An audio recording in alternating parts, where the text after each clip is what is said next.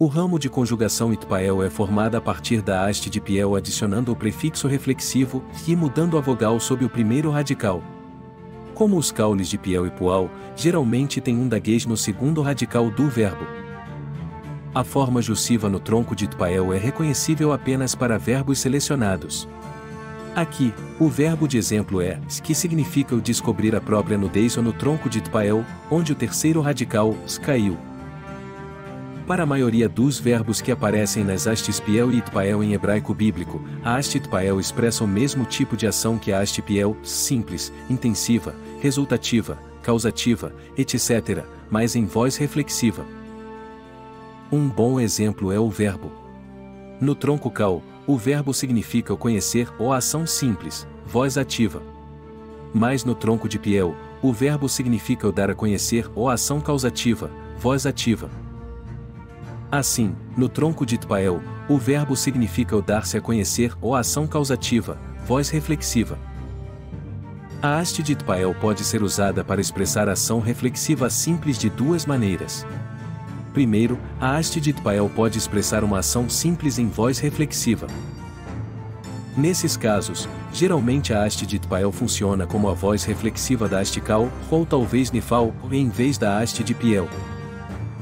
É o caso do verbo lamentar, como mostra o exemplo abaixo. Em segundo lugar, o tronco de itpael também pode expressar a ação simples de um verbo que é reflexivo por sua própria natureza. Nesses raros casos, geralmente o verbo aparece apenas no tronco de itpael em hebraico bíblico. Analisemos cada haste de conjugação dos Binyamin para entendermos a expressividade do texto original na Tanakh. Vejamos como essa conjugação nos revela mistérios no texto sagrado. Shalom. Temar Tová significa o desejo que você seja escrito para sempre no rolo do livro da vida. É isso que nos diz lá no livro de Revelação, Apocalipse. A literatura apocalíptica, claro, é parte do nosso estudo porque ela é mística. Hoje nós iremos observar, na aula 23 de Hebraico para Cabalistas, o Ritfael, a conjugação reflexiva, a voz reflexiva. Dentro do texto original, nós iremos ler passagens em hebraico e notarmos como que algumas traduções e como que o texto se expressa e como, portanto, nós devemos entendê-lo. Nós iremos fazer uma pequena exegese disso aí, iremos recapitular as 7 famílias de Binyamin, que são as 7 formas de conjugação, ativo, passivo, causativo, reflexivo e assim por diante. Observar como que são os indícios que nós podemos usar para identificar no texto quando se refere ao Paal, quando se refere ao Piel, quando se refere ao Nifal, quando se refere ao Ritpael, como nós vamos observar hoje. Interessante que o Ritfael às vezes é usado no passivo e às vezes também ele é usado no iterativo, que são as ações repetidas. Não nos parece muito coerente que a voz reflexiva, se não usada, pode nos levar a agirmos de forma passiva ou a repetirmos as mesmas coisas, os mesmos eventos, os mesmos erros? O que será que está por trás da filosofia do hebraico bíblico? Vamos observar hoje, além de fazer uma menção do Lawrence Kushner, que vai nos ensinar uma coisa importante sobre os otiot, que são os presságios, os oráculos que estão dentro do texto hebraico. Para aqueles que dizem que o texto deve ser interpretado literalmente, essa aula de hoje irá mostrar o contrário. O texto é simbólico e o texto possui sim capacidade profética enorme. Só depende de nós interpretarmos. Shalom a todos e vamos em frente. Então, pessoal, aula 23, a conjugação Ritfael, a voz reflexiva, a capacidade de reflexão do texto hebraico que deve ser considerada com muito cuidado, além, das outras 6 famílias de Binyamin, que são as formas de conjugação diferentes, as vozes de ação, de intenção, que são refletidas dentro do texto hebraico e que nos ensinam bastante. Vamos observar hoje, mais uma vez dando sequência, o código da língua divina, a epistemologia aplicada, obtida através da língua hebraica. Como nós sabemos, ensinar o hebraico como se ensina qualquer outra língua é uma perda de tempo, porque o hebraico não é uma língua como as outras, uma língua vulgar.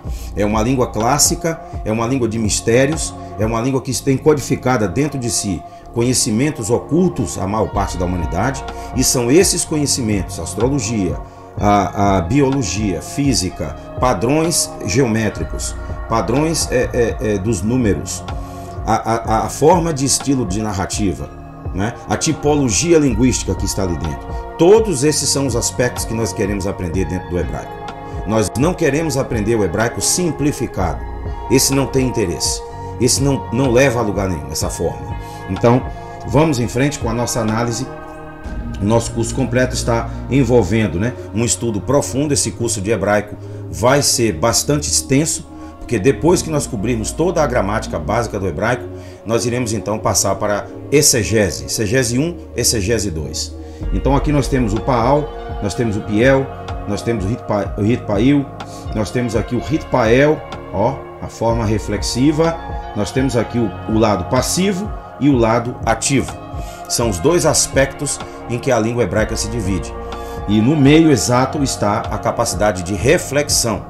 Entre ser ativo e entre ser passivo, primeiro nós temos que escolher o que nós somos, o que nós queremos para nós mesmos. Essa é a filosofia oculta da língua hebraica, que é tão rica.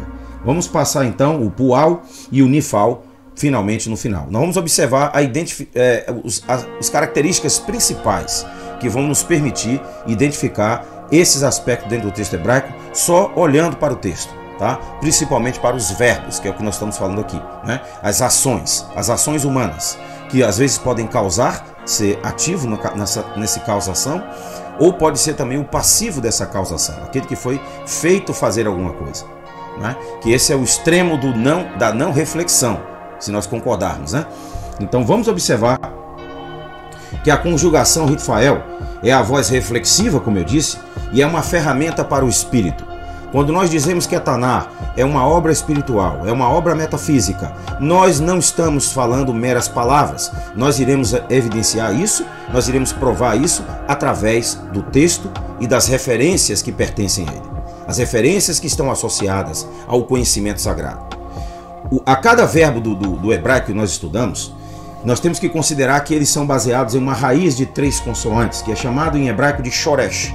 A raiz de 3 é onde nós vamos reduzir aquela palavra, aquele verbo, para identificar exatamente o que ele significa, primariamente. E depois nós vamos observar as conjugações, as vozes, as intenções pragmáticas em que esse verbo vai ocorrer no texto hebraico. Um é ativo, o outro é passivo, o outro é capaz de causar algo, o outro é capaz de causar mais passivamente, sob a influência de alguém mais. Ó. Então nós vamos observar todos esses aspectos aí. E existe também o cal, que é a forma simples do verbo. Nós vamos observar todos esses aspectos e vamos entender, através de exemplos, como nós podemos entender isso aí. A função da raiz hebraica é justamente codificar o significado básico ou a finalidade de um determinado verbo. A cada consoante de uma raiz é atribuído um número, seja 1, 2 e 3. O tipo da ação de uma raiz é expresso em um bianim, que é a expressão para os diferentes vozes do verbo, né? Particular, que é chamado de bianim, e frequentemente descrito como a casa ou a estrutura linguística, e por extensão, um ramo, né? Aí vocês observem aquela aula, o curso, a Cabala e a linguagem dos ramos. Onde estarão esses ramos? Onde estarão as interpretações verdadeiras do que diz o texto? Estão diretamente conectadas os 7 bianins. Estão conectadas às expressões que vão ocorrer dentro do texto, quando exercem uma função ativa, passiva, reflexiva, causativa e assim por diante, simples. Tudo isso nós temos que observar a fim de começarmos a nossa elucidação do que o texto de fato está falando. E aí depois nós passamos para os outros níveis, o estilo literário, a tipologia, e aí vai. Nós temos que fazer esse trabalho por nós, porque nós queremos encontrar de fato aquilo que está no texto e que não foi passado nas massas, não foi passado nos seminários de teologia, não foi passado nos cursos de hebraico. Mas houve uma simplificação do tema com o objetivo de que as pessoas não encarassem isso como sagrado, como algo além do que foi passado pobremente. Então o tipo da ação do verbo define a sua casa ou caule, né, o ramo principal, e nós chamamos também de estema, a estema do verbo. Esse tema que nós vamos analisar principalmente hoje é o Ritfael, mas antes disso nós iremos fazer uma recapitulação das 7 famílias Bianim. Vamos lá. Existem 7 Bianims, como vocês sabem, né? O Bianim, cada um com o seu próprio padrão vocálico e o modo característico de ação. Alguns Bianim são ativos, o sujeito faz a ação, enquanto outros são passivos, o sujeito recebe a ação. Uma é reflexiva, o sujeito faz a ação sendo afetado pela própria ação, ou seja, a ação dele retorna para ele mesmo, retorna para a essência. Com isso, o hebraico está nos ensinando uma lição de filosofia. Existe a essência, que é nós, no nosso interior, que é voltarmos para nós mesmos, antes de definirmos o que é ser ativo e passivo, baseado em que critérios seremos ativos ou passivos. Primeiro nós temos que fazer a reflexão, para que não incorramos no iterativo, que é a repetição de ações, ou no passivo, que é completamente a recepção da ação e sem nenhuma capacidade de ação. Então essas são as formas que o hebraico vai nos ensinar como devemos comportar, como nos devemos conduzir nessa vida, para atingirmos a sabedoria. Então, em resumo, né, um Bian é um padrão de vogais com prefixos e sufixos, como nós vamos observar. Por exemplo, o Ritfael tem o rei e o tav, por isso que é chamado de Ritfael. Ele tem as suas duas formas. O padrão singular masculino na terceira pessoa e o nome Binyan. A forma mais básica da raiz verbal é conhecida como Paal. É baseado no padrão, por exemplo, da terceira pessoa, né, masculino singular, uma vez que expressa o sentido simples do shoresh, por exemplo, andar, levantar, comer e assim por diante. Pode ser a forma mais simples, que é também chamada de kal, que significa leve ou fácil. Outras formas da raiz são apreendidas depois que dominamos a forma mais simples. Então nós começamos pela forma simples e aí então nós vamos distribuindo as características principais. Só que quando você vê as características e compara, e você escreve no teu caderno quais são as formas principais, você já vai identificar exatamente quais são as características que identificam essas formas e você já não vai ter tanta dificuldade. Aí agora, a partir da leitura do texto, da leitura do que está lá, nós vamos começar a entender. Então vamos lá. Os Bianins, os 7 Bianins estão aqui, Paal, Nifal, Piel, Pual, Rifil, Ofal ou Ufal, dependendo da pronúncia, e o Ritfael, que é a forma reflexiva.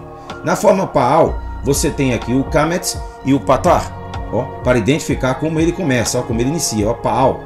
O ativo simples, né, o Kal, leve, sem prefixos, ele não possui prefixos, letras de prefixos, né? Então ele escreveu, Ketav, Katav, né, porque tem o Kametz, então você pronuncia Katav, Katav, ele escreveu. Se nós agora passarmos para a segunda, que é o Nifal, nós temos um prefixo, nós temos aqui a letra Nun, Ninfal, por isso que é chamado de Ninfal. Nós temos a letra Nun, nós temos aqui o Sheva, que são os dois pontos um em cima do outro, que tira a vocalização da consoante, né, hebraica, e nós temos na sequência o Patar. Então ele é o passivo simples, o prefixo é o que? A letra Nun, a letra N. Então você foi escrito, Nikatav, foi escrito. Foi escrito por quem? Por alguém. Então essa é a voz passiva, né? Eu estou focando no fato de que ele havia sido escrito, mas não estou focando no sujeito que escreveu. Não estou sendo ativo. Eu estou sendo o quê? Passivo. Então foi escrito, Aqui no Piel nós temos aqui o Hirek, que é o som de I, né? Nós temos aqui o Vav e nós temos aqui o Tserer, que tem o som de E, né? Então você tem o ativo e iterativo, prefixado com o Dagesh. Aqui está o Dagesh, o Dagesh está em cima do Serer, ou seja, a letra que ele vier com o Serer abaixo, ele vai estar com o Dagesh. Então esse é o sentido do Piel, esse é o prefixo principal. O Serer na segunda vai levar o Dagesh e vai levar também o Serer, que tem o som de E. Então ele encravou, ele encravou. Então você vê agora já uma voz ativa, porque identifica o sujeito, o verbo vem logo atrás do sujeito. Então ele encravou. Como é que nós dizemos isso? Kitev, Kitev. Tá vendo? Kitev, ele encravou. E aqui nós temos agora o Pual, né? O Pual é o quarto, primeiro, segundo, terceiro, quarto. O quarto você tem o quê? Você tem o Vav você tem aqui o kibbutz, ó, o sinal de U, né? E você tem aqui o patar com o shurek, melhor dizendo, e você tem o patar aqui embaixo, né? O dagesh na segunda letra. Então você tem o kibbutz, aqui está o som de U, ó, e você tem o shurek também alternativamente, e o dagesh seguindo na segunda letra. Então foi encravado, ó, você fala como kutav, ó, kutav, com o som de U, kibbutz. Então aqui você tem a forma pual, que é a forma o quê? Passivo iterativo. O passivo iterativo, ele é mais interessante do que o passivo vamos dizer assim, intensivo, porque ele tem a nuance justamente de repetição, o iterativo. Enquanto que o intensivo, ele tem uma força maior de ação. Ele é bastante, vamos dizer assim, contundente na sua ação. Enquanto que o pual, né, como nós vemos, ele é intensivo, ó. O intensivo, passivo, ele tem a forma de quê? De ser extremamente passivo. Ou seja, ele tem níveis que identificam a passividade no hebraico. O que os bianins vão fazer é justamente isso, é nos ensinar. Olha, existe um passivo primeira qualidade e existe um passivo mais extenso, que é aquele passivo que já não é mais, já não tem mais interesse em ser ativo. Vocês entenderam como que o hebraico, ele descreve condições psicológicas de cada sujeito? Ele não apenas descreve a questão gramatical, gente.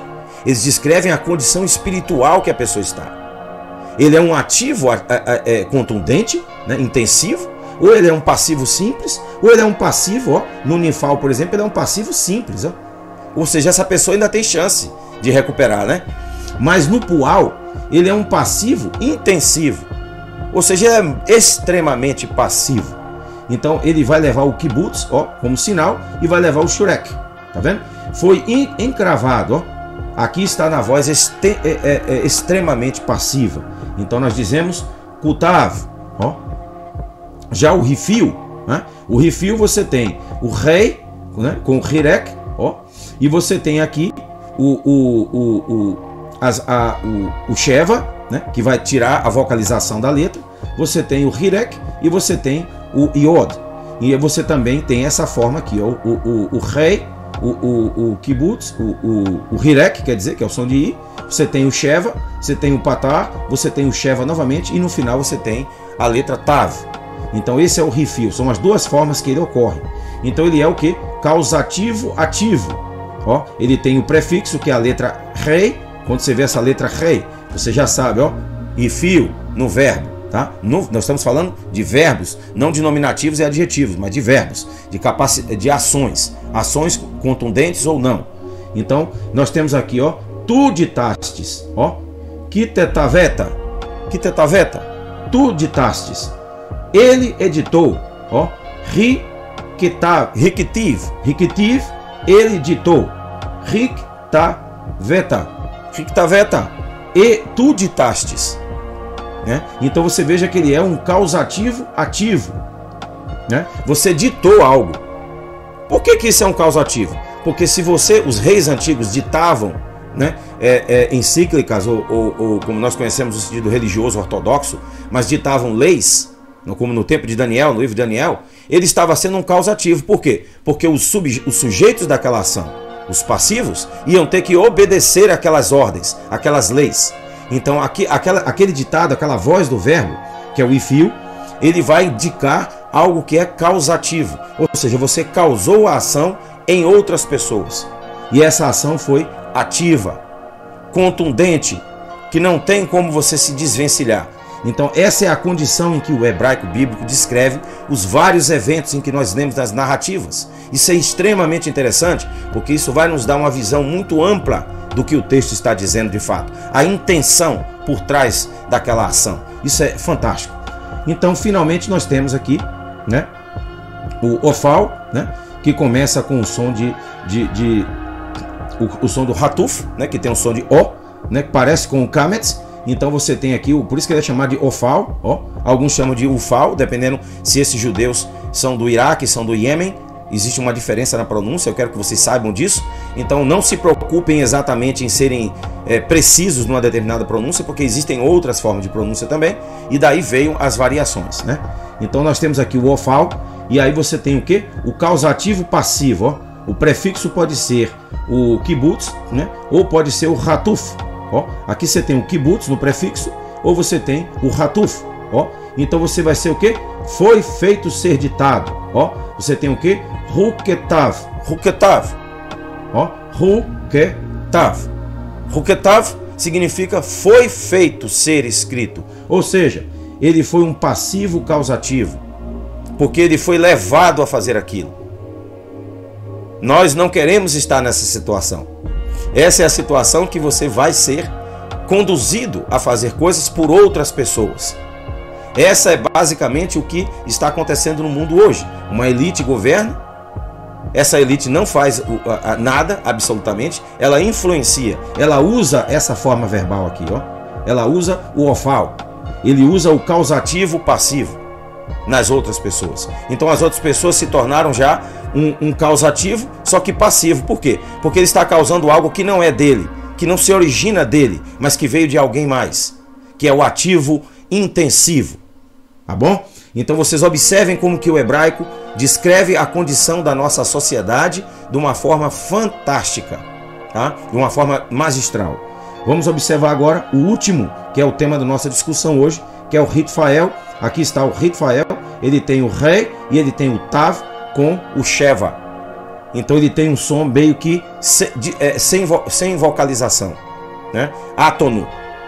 Então você diz Ritfael. Ritfael. Você não diz Ritefael, você diz o Ritfael. Ou seja, ele perde um pouco a sonorização da letra Tav. Então isso aqui é o Ritfael, ele é um intensivo reflexivo. Esse é o nosso objetivo, é por isso que eu estou destacando isso aqui pra gente. O nosso objetivo no estudo da Cabala é nos tornarmos intensivo reflexivo. Ou seja, uma pessoa com a capacidade de reflexão muito destacada. Uma capacidade de libertar a si mesmo. Quando nós dizemos que os nossos rituais não são objetivos, não têm a intenção de modificar o mundo lá fora, mas sim modificar a nós mesmos, é essa voz que nós estamos empregando. Lembrem-se disso. Nós estamos empregando o Ritfael. Nós estamos empregando o intensivo reflexivo. Escreveu ele mesmo. Ó, então você tem aqui agora a forma escrever, né? O verbo escrever, katav, ketav, né? Você tem aqui o ritekatev, ritekatev, ritkatev, ritkatev. Ou seja, ele escreveu ou escreveu por ele mesmo. Ele se comportou como profeta, como nós vamos ver no episódio de Shaul, né? Do rei Saul, quando ele entrou em êxtase. Nós iremos definir essa palavra segundo os dicionários e léxicos gregos, o Vini, por exemplo, para que a gente saiba que as traduções não fazem jus ao texto original e que lendo o texto original nós vamos adquirir uma cognição, uma epistemologia, uma capacidade de conhecer o texto muito maior do que lendo uma tradução. Vamos lá então? Então, resumindo, o Ritfael é conectado com o Piel, sendo formado através de um prefixo à estema do Piel, e esta sílaba é justamente o Ritpael, ó, Ritpael. Daí o nome da conjugação. Vejamos como essa conjugação reflexiva nos ajuda a entender melhor o texto hebraico. Então o Piel está onde? Está aqui, ó. Ele é o ativo intensivo, ó, ativo intensivo. Então ele tem tudo a ver com o quê? Com o Ritfael, porque é o intensivo reflexivo. A única diferença é que ao invés de você ser ativo intensivo no sentido Piel, você vai ser no sentido reflexivo. Essa é a ação contundente, o Piel. Ele não é uma ação causada por alguém mais ou passiva no sentido mais simples, né? Nem tampouco no sentido secundário, como eu acabei de mencionar, causado por outra pessoa, né? Que é o extremo do ser passivo. É quando a pessoa já não tem mais reflexão. Será que o mundo está sendo governado por essa influência? Será que os ciclos concêntricos, né, que foram descritos lá na aula dos Illuminatis estão sendo usados dessa forma? Existem algumas pessoas que estão fazendo as ações e já não tem mais como retornar, porque eles estão nesse estado, eles estão no estado extremo, né, eles estão no intensivo do passivo. Eles não têm como retornar mais. Eles obedecem cegamente, como nós dizemos no comum, né? Então observe como o hebraico vai nos dar uma lição nesse aspecto. Então, aqui nós temos aqui o livro de 1 Samuel, capítulo 18, versículo 10, que nos diz aqui o seguinte, eu vou ler para vocês. Vayehi menahat vatesilah Hua Elohim, Hua El Shaul, Vaitenabet, Betor, Rabait Vedavi, ou seja, e Davi, né? Menahem, Beyador, Keniom, Beyom, Verhakenit, Beyad Shaul. Então, vocês observam que Verhatinabé, né? Se vocês observar, Nabé é a palavra para profeta, conjugada no Ritfael. Profeta, Navi, Neviim, plural. Nebá, né? No feminino. Então, se você tem Varitenabé, significa o quê? Que El Shaul, aqui está, ó, o Saul, Varitenabé, ó, Betor, Rabait, Vedavi, né? Meganem Baidó, ou seja, El Shaul, Varitenabé, e Saul se comportou como um profeta, ele mesmo, a voz reflexiva, ativa, intensiva. Ele agiu de forma contundente como um profeta. Como que nós dizemos isso? Ele entrou em êxtase. Ele saiu da sua mente consciente e passou para o seu aspecto inconsciente. Ele partiu, ele quebrou a cortina que separa o subconsciente e passou direto para o inconsciente. Ele agiu como profeta. Ele entrou em êxtase. É isso que o texto hebraico está dizendo. Mas agora vem as perguntas. Como que Saul entrou em êxtase? Como que eu posso entrar em êxtase? Nós iremos observar mais detalhes sobre isso para que nós possamos aprender que o hebraico é simplesmente divino na sua descrição dos eventos. Tá? Então, Vaitenabé significa que no Ritfael ele se comportou como profeta, ou seja, o verbo voltou para ele, ó, ele se comportou. Eu me comportei, ó, Ritfael, na primeira pessoa. Ele se comportou na terceira pessoa singular masculino, né? Então vocês observem que a voz reflexiva, né, é muito interessante. E por que esse Vav está aqui e o rei desapareceu do Ritfael? Eu falei aqui para vocês que o sinal é esse, porque o verbo, ó, vai errir e veio a haver, e veio a ser, ó, vai errir, esse Vav, ele indica a forma verbal Waiktol, que é a forma mais comum na Bíblia hebraica e que denota o pretérito. Ó, ele se tornou como profeta, ele agiu como profeta. Então observe que a forma pretérita, né? O pretérito do verbo, tá bom? A forma pretérita do verbo. Então nesta aula nós vamos referir àqueles verbos prefixados com uma forma de conjugação vav, como waiktol para imperfeito e vekatal para o perfeito, também conhecido como vav consecutivo. Então é isso aí, gente, que esse vav aqui, ó, vai mudar o tempo do verbo, e é por isso que foi aqui, saltou aqui o rei do Riftael. Então às vezes isso acontece também, porque ele está indicando uma ação lá no pretérito, lá no passado, tá? Então vamos observar esse detalhe aí. Bom, quando se diz lá que ele entrou em êxtase, ou que ele se comportou como profeta, Navi, aquele que literalmente navega as ondas do universo, ó, aquele que sai do seu próprio corpo, aquele que sai, a alma se retira do corpo e passa a observar coisas que não são possíveis observar a olho nu dentro do corpo. É por isso que Paulo diz lá em Coríntios, né? Conheço um homem, capítulo 12, que quer no corpo, quer fora do corpo, não sei. Ó, esse é o êxtase, gente, que está dentro da Bíblia e que foi traduzido pobremente, de forma a não permitir com que as pessoas entendam que a Bíblia não está falando de nada. As visões, os profetas não estavam em estado normal de consciência como nós estamos hoje. Ah, como é que ele pode ter visto o anjo? Ah, como é que ele pode ter... Essa pergunta são para pessoas que não têm a mínima noção do que é o hebraico, a mínima noção do que é o texto original, do que é a Taná. E é por isso que eles fazem essas perguntas. Quem estudou o assunto a fundo não vai ter mais dúvidas. Vamos observar. Aqui no texto de Atos, capítulo 10, versículo 10, ele diz o seguinte: Eieneto prosperos em eleten iegrafte para genosoton enafto ieneto ep apom ecstasis. Eknapon ecstasis. Ou seja, ep apom ecstasis significa que veio sobre ele um êxtase. Então aqui está descrevendo o apóstolo Pedro tendo a visão dos animais impuros descendo num tecido, e o anjo diz a ele, abate e come, e ele diz, não posso, Senhor, porque eu não como nada impuro. E o anjo disse, pare de chamar de impuro aquilo que Deus purificou. O que é que ele queria dizer com isso? Ele queria dizer que Cornélio, que era um soldado romano, tinha sim o direito de se converter ao Nazarim, o movimento dos cristãos, o movimento encabeçado por Pedro, Paulo e pelos apóstolos, que era uma forma de judaísmo, como nós já dissemos a vocês. Não é nada desse cristianismo que está aí hoje. Esqueçam dessa associação. O cristianismo de hoje não tem absolutamente nada a ver com o cristianismo antigo, com o cristianismo original. Ele não conhece mais os mistérios, ele não conhece mais a filosofia, ele não conhece mais como era o cristianismo do passado. Nós estamos aqui prescrutando porque nós estamos fazendo um estudo comparado. Nós estamos nos desvencilhando dos preconceitos e estamos juntando todas as fontes a fim de tirarmos as conclusões mais exatas. Nós não queremos tolher o discurso, nós queremos o discurso inteiro. Né? Então vocês vejam, e veio a acontecer, né, que ele veio a cair sobre um êxtase. Ó, aqui está. Como que, vejamos como a passagem de 1 Samuel 10:18, como botei aqui, né, nos ajuda a entender Atos 10:10.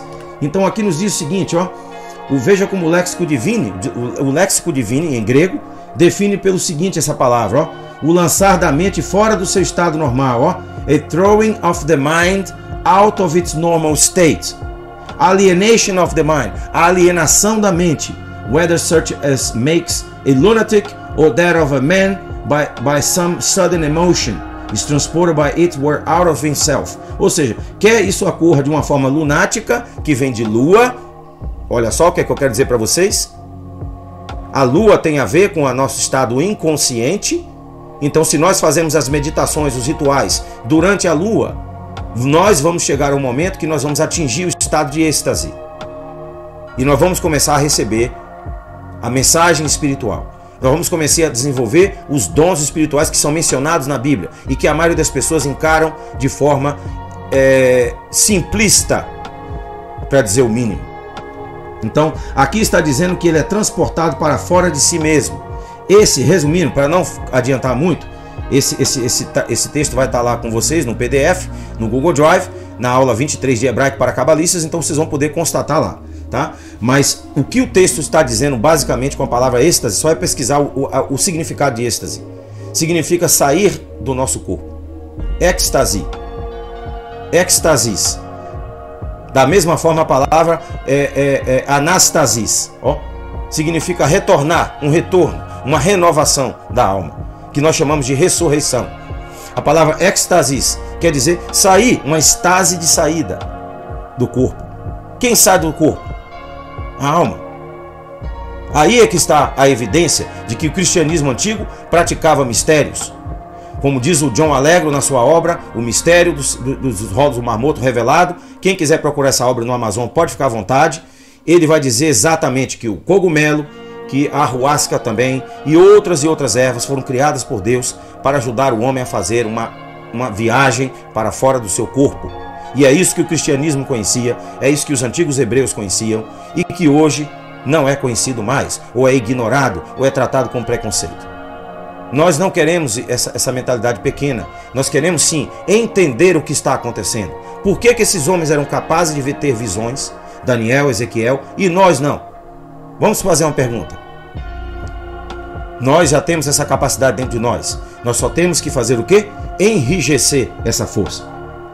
E o Ritfael, ele tem tudo a ver com isso, porque ele é a capacidade de reflexão. É a capacidade de você voltar para dentro de si mesmo, como dizia Plotino nas suas 9 Enéadas, e depois então você sair de fato. Sair verdadeiramente. Não mais você ser constrangido ou restrito à matéria, mas você transcender a matéria. Como eu disse a vocês lá na Cabala, no estudo da Cabala, né, o Sefer Habair, nós estamos aprendendo que Deus é imanência e é transcendência. Ele é os dois. E nós temos que entender esse processo para que nós saibamos que ao lermos o texto hebraico, nos dias exatos, nas luas exatas, nos períodos certos, nós iremos desenvolver a espiritualidade que nós nunca desenvolvemos antes. Essa é a prova de que o texto não é para ser interpretado como está sendo, né? Então, o livro de Atos diz, e tendo, né, o versículo 10 diz o seguinte, João Ferreira de Almeida, e tendo fome quis comer, e quando lhe preparavam, sobreveio-lhe um arrebatamento dos sentidos. Olha como é a volta que eles dão em torno da montanha para negar que Pedro sofreu um êxtase. E ninguém sofre um êxtase do nada. Você vai andando na rua e sofre um êxtase, a não ser que você já esteja iniciado nos mistérios, a não ser que você já esteja ultrapassado do limite introdutório e já esteja do intermediário para o avançado, hagios. Quando você já está hagios, você entra em êxtase a hora que você quer, ou na hora que você menos espera. Você tem maior controle, né? Mas aqui o que o texto está dizendo é que ele entrou. E olha o que é que ele diz: um arrebatamento dos sentidos. É muito vago essa tradução. Se nós formos nos basear nessa tradução, nós não vamos entender absolutamente nada do que o texto está dizendo. E esses homens eram judeus. Eles liam o que aconteceu lá com Saul, o texto que eu acabei de ler com vocês. O texto em que diz, na forma do Ritfael, Ve'ahi tenavé, Ve'ahi tenavé. E ele veio a se comportar como profeta, ou seja, ele veio a estar em êxtase. Ele veio a estar fora de si mesmo. Ele saiu literalmente do corpo, ele teve visões, ele falou palavras que eram proféticas. Esse é o grande mistério que a Taná nos revela. Então, a ocorrência desse estema no texto hebraico, o estema é uma árvore genealógica, é uma linhagem, é um ramo. É por isso que quando nós dizemos a Cabala e a linguagem dos ramos, como no curso introdutório, que vai vir agora essa semana ainda, né, a próxima aula, vai estar muito profunda, muito boa, não percam, porque vai estar muito profunda. Nós estamos apenas introduzindo, ainda vem muita coisa pela frente. Não achem vocês que vai ficar mais simples, não, vai ficar mais profunda, muito mais do que nós estamos imaginando. Então, o grau Itfael pode às vezes indicar que o sujeito de um verbo é também o seu objeto implícito, porque ele retorna a ação para si mesmo. Quando usado dessa forma, o Ritfael é frequentemente empregado em relação ao Piel. Vejamos, por exemplo, o verbo Kadesh, que significa ser santo, né? Separado no Kal, né? Que é a forma simples, né? Ele correu, ele falou, ele andou, ele pensou, é a forma simples. E aí depois se atribui as outras formas, né? As outras formas, 7 bianins, para fazer as nuances de intenção do texto. O que é que o texto realmente está querendo dizer? A ação, o verbo, né? Então no Piel, aqui está no Piel, ativo intensivo significa santificar, consagrar. Já no Iftael, reflexivo, significa santificar-se a si mesmo. Consagrar-se, consagrar a si mesmo, implicando ser o sujeito da ação, o próprio objeto da mesma. Então o Ritfael se distingue do Piel por ser ativo, mas ser reflexivo. É a reflexão intensiva. É isso que nós temos que pensar. Então, formas perfeitas completas do verbo. Então aqui nós temos o Kidash no verbo, nós temos aqui o Nikdash, que é a forma do Nifal, aqui é a forma do Piel, né? E aqui você tem o Rikedish, que é o Rifil, né? E aqui você tem também o Ritfael, finalmente, na terceira pessoa, porque eu coloquei que é a primeira pessoa da reflexão, né? Então você tem o Rikedadishti, ó, Ritkadishti. Então essa forma de pronunciação envolve aqui as duas partículas, ó, o rei e o tav, que indicam o Ritfael, indicando o que? Como o Kidash aqui está dizendo que ele santificará, ó, ele é santificado no Nifal, ó. Já no Rifil diz que ele causou que fosse santificado, e aqui no Riftael diz o que? Eu me santifiquei, porque está na primeira pessoa. Eu me santificarei, ó, no caso aí no futuro, né, do verbo intensivo reflexivo. Aqui nós temos no Piel o ativo intensivo, ó, que está relacionado com ele. E aqui nós temos aqui o Nifal no meio e o Rifil, que ele é santificado, que é a forma passiva. E aqui nós temos o passivo intensivo, o causativo ativo, o passivo simples e o causativo simples. Então nós temos ativo intensivo, passivo simples, causativo ativo e o intensivo reflexivo, que é o que nós estamos focando hoje, que é o Ritfael, tá bom? Então, o texto de Números capítulo 6, versículo 11, por exemplo, embora o verbo ser santificado esteja no estado perfeito, portanto, completo do verbo, ele é melhor traduzido no futuro por causa da partícula vav. Toda vez que vocês verem o vav num verbo, seja qual for a forma dele, observem no léxico em hebraico e vocês vão observar que ele modifica esse verbo. Tá? O verbo sequencial perfeito geralmente expressa os mesmos tipos de ação que a conjugação imperfeita, mas também se conecta a um verbo anterior para formar uma sequência de tempo. Então, como eu mostrei para vocês aqui, ó, como esse verbo, ele está começando aqui a sentença, né? Ele está começando o texto, melhor, o parágrafo, com a letra Vav, ele está indicando algo aqui, ó, que vai ocorrer na conjugação dos verbos que se seguem. Então, isso é o que o texto está explicando aqui, que é o chamado verbo sequencial perfeito. Então você tem o Vakidash, o Vekidash, que significa santificará, e você tem o Ve-Assá, que significa ele oferecerá. Ele fará uma oferta. Então quando você diz em português, eu vou assar essa carne, você literalmente em hebraico está dizendo, eu vou oferecer isso aqui. É uma oferta. A palavra assar vem do hebraico. E significa isso, literalmente significa isso no sentido simbólico, no sentido metafísico da palavra. Então observem como que o hebraico é interessante. Nós temos aqui também um outro texto que é Gênesis 42, versículo 1, que nos diz o seguinte sobre Jacó e seus filhos, né? No momento em que a fome no Egito estava muito grande, o texto diz o seguinte: Vaiakov, ó, Vaieref, ó, Yaakov, que Yesheshevar, Hamitzraim, Vaiomer Yaakov, Levanar, ó, Lamar Titzeral, ó, Titzeral, Lamar Titzeral. Aqui está literalmente na forma perfeita do Riftael, ou seja, Raú quer dizer olhar, ver.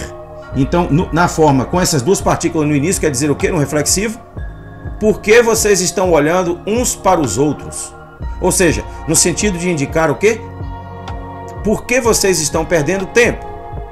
Por que vocês não vão buscar mantimentos no Egito? É isso que Jacó estava querendo dizer, né? Então Jacó, né, Bemitzraim, ou seja, na terra do Egito, ó, na terra do Egito está havendo abundância de alimentos, e é isso que Jacó queria saber. Então ele disse mais, ó, Vaiomer, e ele disse mais, Yaakov, e Jacó disse mais, né?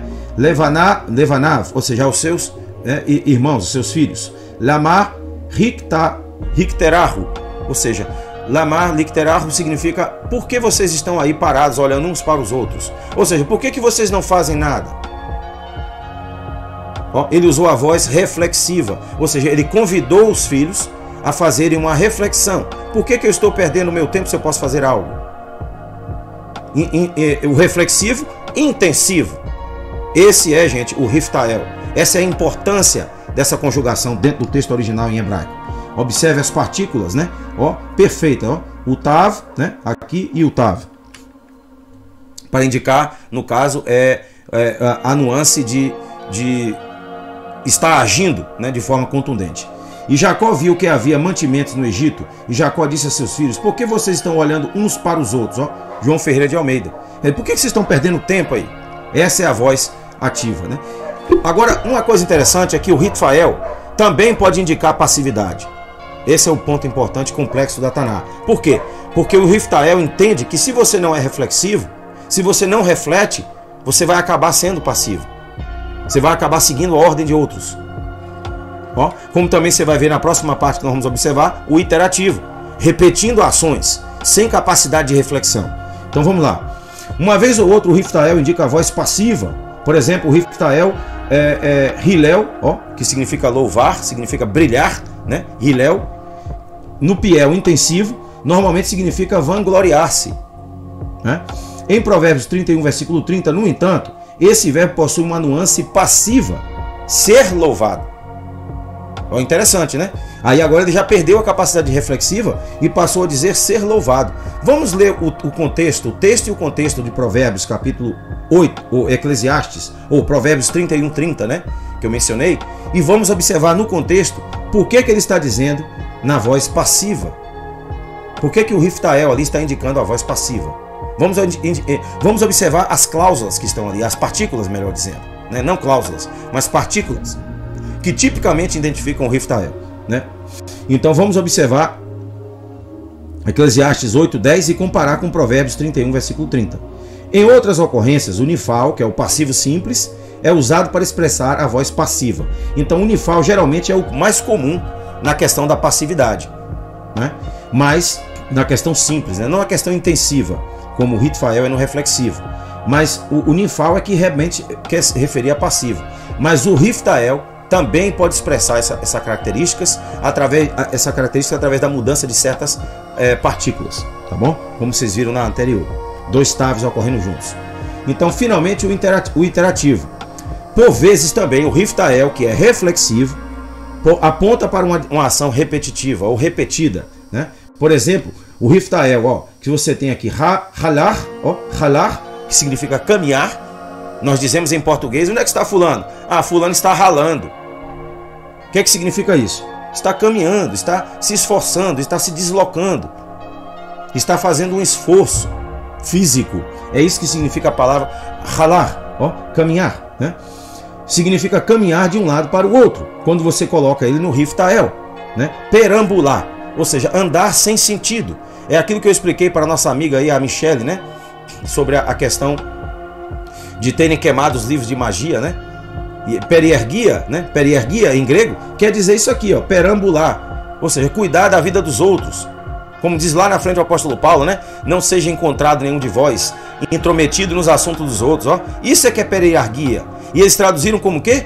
Queimaram os livros de magia. Ó, não tem nada a ver uma coisa com a outra. Completa falta de honestidade.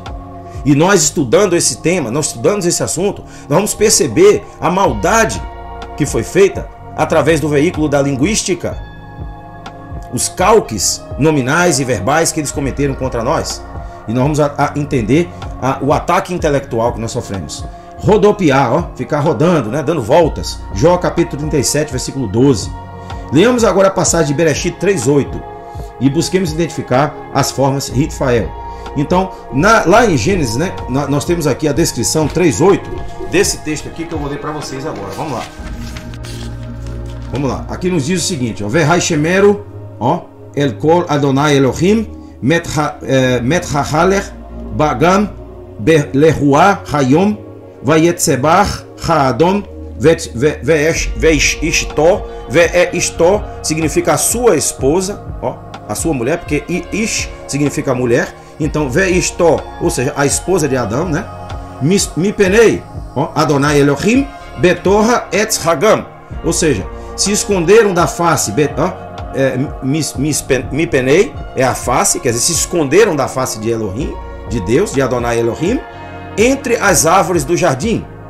Hagam, Gam é jardim, Etz são as árvores, ou seja, se esconderam entre as árvores. Mas o que diz o texto realmente sobre Elohim? Hayom, ó, aqui precede assim, ó, Lehuah, ó, o espírito, né? Hayom, ó, Hayom, no dia em que Ve'ithabé, ó, Ve'ithabé, porque aqui você vai saltar o som, não vai ser vocálico, então você vai dizer Ve'ithabé, ou seja, ele estava andando por si só, Elohim, no jardim do Éden. É isso que o texto está dizendo. Ele está usando o Ritfael. Ele está fazendo uma voz reflexiva. Ele estava caminhando por si mesmo. Ele estava caminhando sozinho no jardim e viu que eles não estavam lá. E aí perguntou onde vocês estão. Eles haviam se escondido entre as árvores do jardim. Então vocês observem como que o texto, né, revela essas nuances para nós. E nós passamos a entender melhor a intenção do texto verdadeira e não passamos a ficar sujeitos a interpretações maldosas, né? Ou completamente extrapoladas, usadas por outras pessoas. Vamos observar na sequência o que são os otiot, né? Que mudou-se um pouco a grafia, então ficou otiot. Mas lá no hebraico antigo, né, se dizia otot, leotot. Tá? Então otiot são as letras hebraicas que constituem as estruturas atômicas das palavras sagradas. Os otiot são o seu próprio espírito. Na obra, por exemplo, The Book of Letters, A Mystical Alphabet by Lawrence Kushner, o livro das letras, o alfabeto místico, pelo grande estudioso dos misticismo da Bíblia, do texto hebraico original, Lawrence Kushner. Façam uma pesquisa sobre ele. Ele diz o seguinte, aqui a citação dele, página 16, ele fala assim, ó, os otiot existem independentemente da tinta e do couro, do pergaminho, ou até mesmo das letras em si, sem consagração. Sabemos que Moshe partiu as primeiras tábuas da pedra da lei as letras ascenderam de volta para aquele que as deu. E um outro lugar é nos dito que a história, não é história com H, né? Porque é uma história científica, mas é um caso, né? Vamos dizer assim, um conto, né? A história de Rabi Hanania ben Terradion, que ele foi envolvido em um rolo da Taná e queimado na estaca, sob perseguição, né? Durante aí a Inquisição, vamos dizer, né? A Inquisição da igreja. Momentos antes de sua morte, seus estudantes clamaram: mestre, o que vês? Ele respondeu: o pergaminho está queimando, mas as letras estão voando para os céus. Então isso quer dizer o quê? Que ele estava querendo dizer que os otiot, ou wotot, que são os sinais, os presságios, os oráculos que estão dentro da Taná, e que Lawrence Kushner aqui fez um trabalho maravilhoso nesse livro, de documentar para nós, de que sim, na Taná estão os otiot. É isso que faz a Taná ser um livro maravilhoso, é isso que faz a Taná ser um livro sagrado, é porque ela tem presságios, ela tem sinais, que quando o leitor é treinado a entender os sinais, ele vai conseguir interpretar o texto de uma forma que ninguém mais vai conseguir, de uma forma elucidativa, tanto para ele quanto para os demais. Então existe sim um código dentro do texto bíblico, e esse código se baseia em Gênesis capítulo 1, versículo 14, que apontam o Sol, Shemesh, Hashamai, e Levaná, né, a lua. Eles eram responsáveis em transmitir os otots. Eles eram responsáveis em transmitir os padrões geométricos que ficam em torno da Lua, em torno dos planetas, o trígono, o sextil, a quadratura, o sesquiquadratura e assim por diante, para a conjunção, como eu mostrei para vocês na última semana, na aula, né? Conjunção de vários planetas que nós estamos enfrentando nessa semana agora, né? Na Lua crescente em diante, até nós fazermos a consagração, dia 19, dia 26, né? Por aí. Nós vamos observar que isso são leototes. Esses são os presságios, os oráculos. E esses oráculos estão dentro do texto da Taná, codificados. Os padrões numéricos e geométricos e a gemátria do que está dentro do texto. Se você pegar Ritfael e fizer uma gemátria, faça vocês mesmos. Pratiquem o conhecimento que está lá na numerologia e geometria sagrada, e vocês vão ver qual o número que dá. Esse número que dá, eu estou fazendo na análise astrológica, numerológica de vocês, são os números que vão indicar as vibrações para cada mês do ano que você deve buscar ter. Os tipos de vibrações que vão fazer a tua vida muito melhor. Gente, isso aqui é uma ciência completa, é uma ciência profunda. Esse texto nunca foi intencionado para ser lido pelas massas de pessoas despreparadas. Ele foi sim indicado para pessoas de uma egrégora como a nossa, no curso de Gilead, que estão dedicadas a vencer os preconceitos, a vencer os paradigmas e buscar o que de fato o texto significa, e usar esse conhecimento para nós, para a nossa própria salvação. Então, como vocês podem observar, aqui nós temos exercícios de conjugação do Riftael, que vão estar lá no PDF, lá no Google Drive, na aula 23 de Hebraico para Cabalistas. Eu coloquei as respostas para todos, então vai ficar bem facinho para vocês. Ele vai perguntar para você usar a forma apropriada dos verbos Riftael fornecidos. Então ele vai citar uma frase em hebraico e ele vai colocar a resposta aqui. É muito fácil, só é você escrever a forma normal e você vê a transformação que vai sofrer o verbo, certo? Para a forma. O resto vocês vão ter a responsabilidade de pesquisar, tá bom? Isso aí agora é estudo de vocês, mas a resposta já está aqui, Como todos os outros cursos, outras aulas que virão pela frente, vão ter também as respostas para cada questões que nós estamos estudando, para vocês saberem como fazer. Na próxima aula 24, veremos os sufixos pronominais no estado perfeito cal. Vamos analisar agora a forma perfeita do cal. Depois dessa primeira fase, entraremos nos primeiros exemplos de exegese e otiot, que são os sinais ou presságios que estão dentro do texto hebraico, seguindo a tradição cabalística verdadeira. Shalom para vocês, para todos. Aqui no capítulo 3, versículo 8, que eu já li para vocês de Gênesis, está o texto transcrito. Tentem ler isso aqui, usando lá os áudios que estão lá no Hebraico para Cabalistas.